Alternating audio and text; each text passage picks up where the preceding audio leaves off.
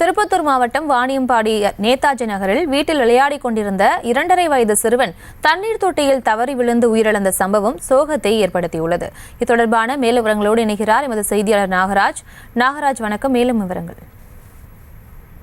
நிச்சயமாக பிரியங்க, வாணியம்பாடி தண்ணீர் தொட்டியில் தவறி விழுந்த 2.5 வயது குழந்தைகளுக்கு வாணியம்பாடி போலீசார் விசாரணை.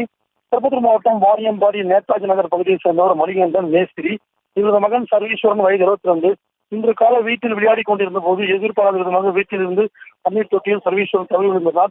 அவருடைய தாய் காலை எழுந்தவுடன் வீட்டு வேலை செய்வதற்கு வெளியே கோலம் போட்டுவிட்டு பிறகு ஒரு தொட்டி திறந்து தண்ணீர் கொடுத்து கொண்டு வீட்டுக்குள் சென்றுள்ளார். அப்போது குழந்தை வீட்டிலிருந்து வெளியே வந்துள்ளார்.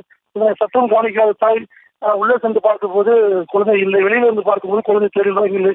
பின்னர் வீட்டில் இருந்த தண்ணீர் தொட்டியில் இதை பார்த்தபோது குழந்தை சர்வீஸ்வரன் தண்ணீர் தொட்டியில் விழுந்திருப்பது தெரிய வந்தது. உடனடியாக குழந்தையை மீட்டு அவர் குடும்பத்தார் வாணியம்பாடி அரசு மருத்துவமனைக்கு அங்கே குழந்தையை பரிசித்த மருத்துவர் குழந்தை ஏற்கனவே இறந்து விட்டதாக தெரிவித்தார். இதனைத் தொடர்ந்து இச்சம்பவம் வாணியம்பாடி நகர காவல்துறை விசாரணை மேற்கொண்டிருந்தார்.